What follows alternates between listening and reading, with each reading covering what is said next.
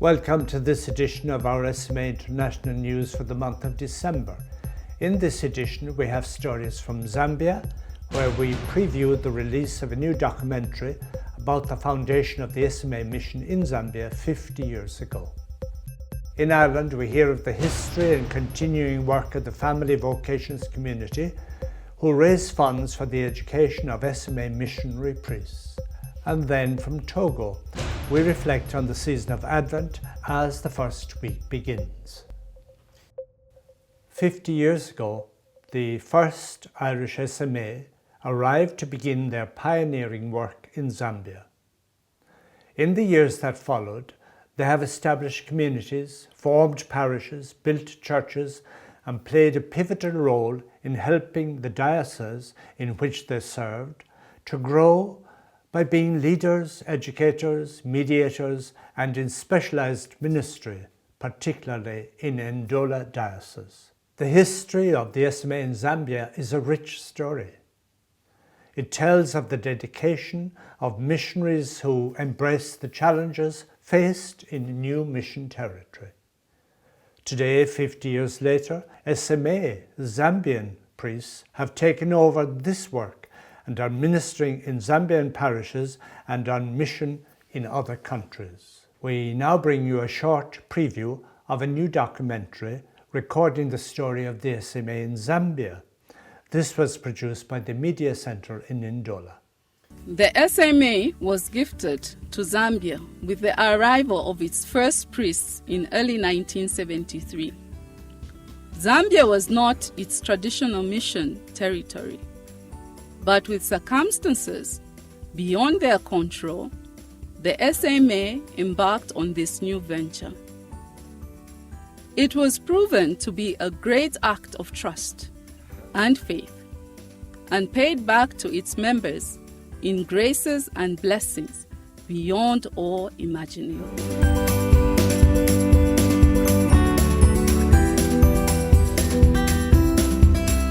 So on the 14th of January, Sexton Dorn and Mikaigo, they flew to Zambia.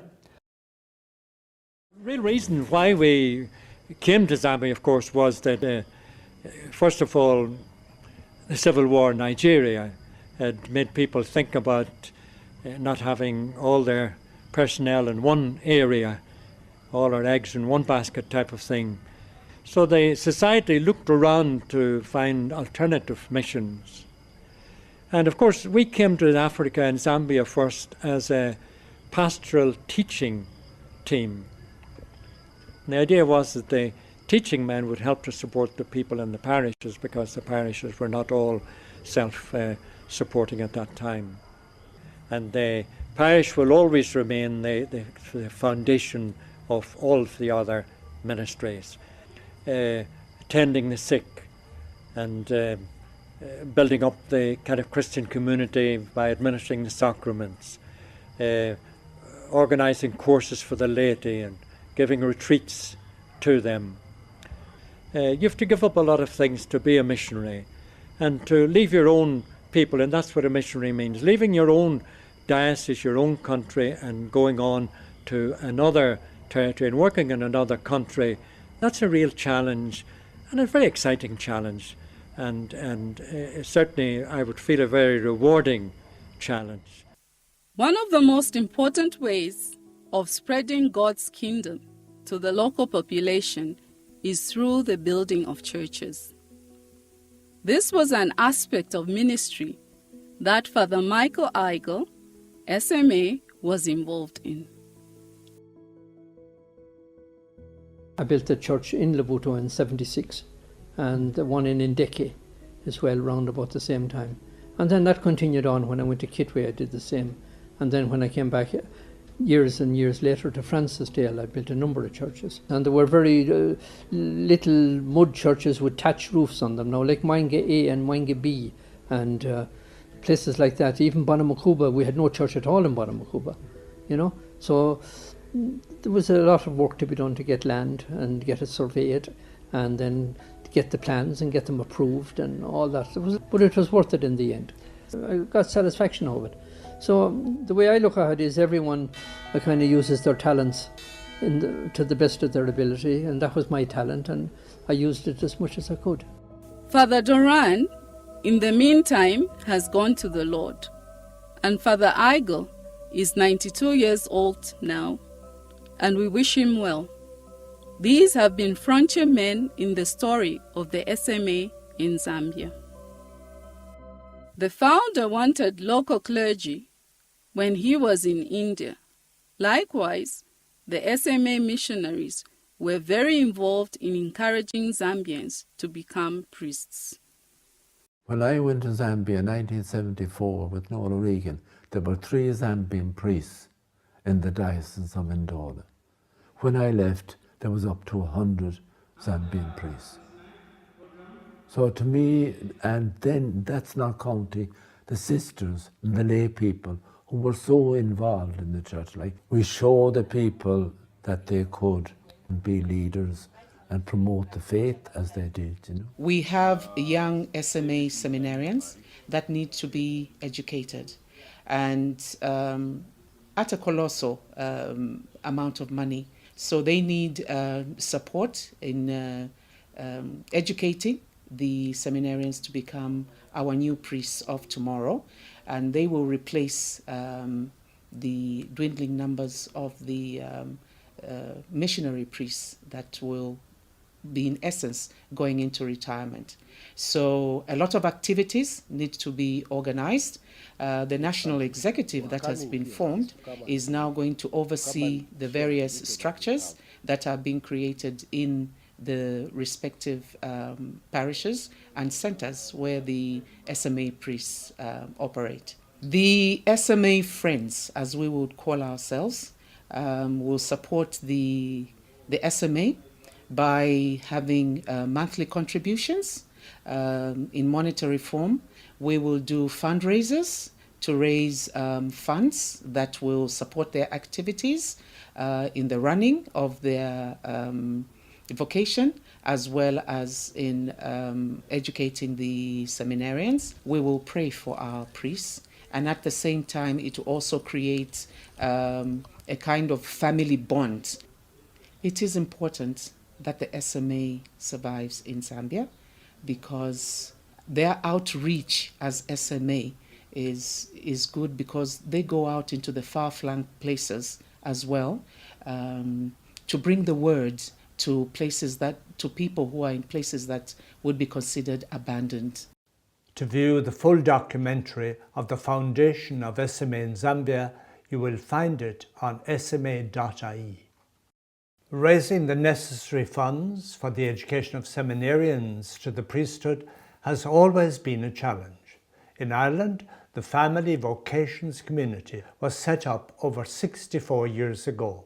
In this report, we hear of their history and of their work which continues on behalf of the SMA.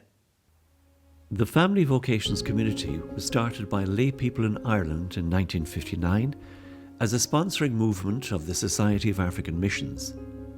Its original purpose was to assist the Irish SMA in its mission of training and preparing priests to work as missionaries in Africa. It did this by raising funds through lay support to cover the costs of their training in Ireland. As time went on and the vocations in Ireland declined in the 1990s, the direction of the Family Vocations Community became broader in its vision to reach out to the wider world of mission. Now their fundraising contributes to a considerable extent in the education and training of SMA missionaries in 15 African countries, as well as in India, Philippines and Poland. The contributions made by the Family Vocations Community have been invaluable. SMA FVC offices are located in each of the SMA houses in Ireland. The way the Family Vocations Community was structured was that lay head sponsors were asked to look for a minimum of 10 friends or extended family members who each would give a small fixed donation annually.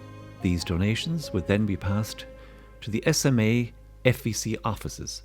While these contributions were generally for 8 years, many continued to support well after the initial 8 years. This helped in a significant way to support the education and training of students for the missionary priesthood.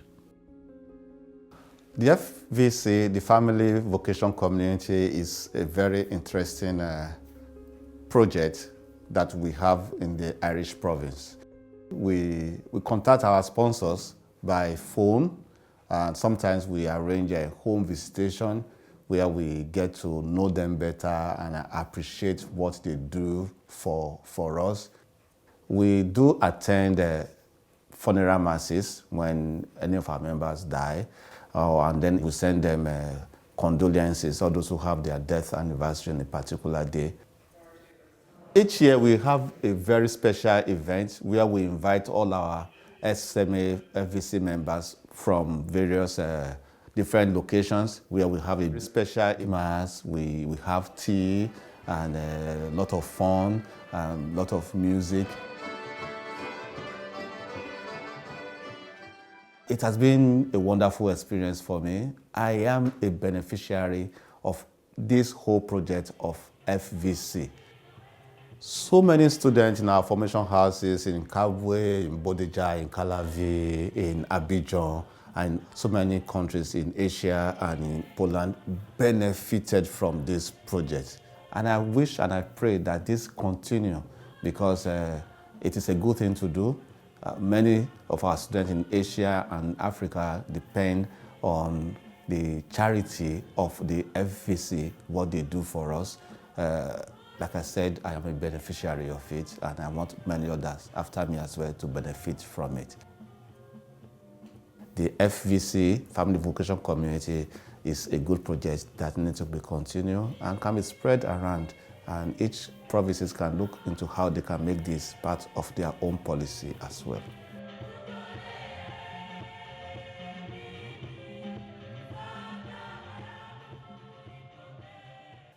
As December begins, we now go to Father Fabien Sogno, Provincial Superior of Togo, who shares with us this Advent season message.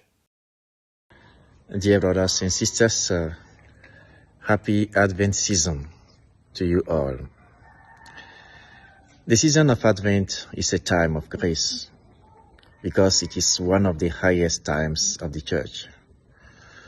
It is a special time when God showers us with blessings, and this is why it is a joyful time as we await for our Savior Jesus, who will come to break our bonds with evil and wipe away our tears. He will come to give us freedom and life, as he himself says, I have come so that men may have life and have it in abundance. This is also why it is a time of great hope. However, it is important to revisit our understanding of hope. Our hope must not always be passive, but it must also be active. This is why the Advent season is a time of preparation, a time for action, a time for action that calls for the courage to undertake important and decisive changes in our lives, in our families, in our communities, to allow new humanities to emerge. The objective is to work to give birth to something new, something beautiful and good, especially for the mission in Africa, which remain our raison d'être.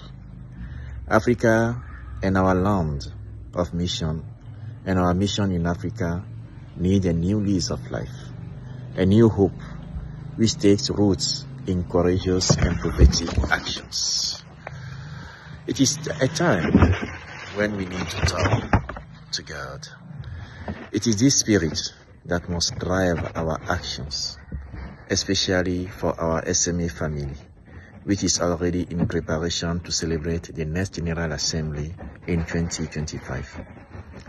If the hope of Christmas invites us to action, this action must be done in a spirit of synodality, as Pope Francis continues to remind us. An action which invites us to consider all actions, however small they may be, so that together we can build this new world that Christ comes to inaugurate. Let us keep our eyes always fixed on the Lord and our feet firm on the path that the rising sun illuminates in the night of our world. Happy and fruitful Advent season to you all. Thank you.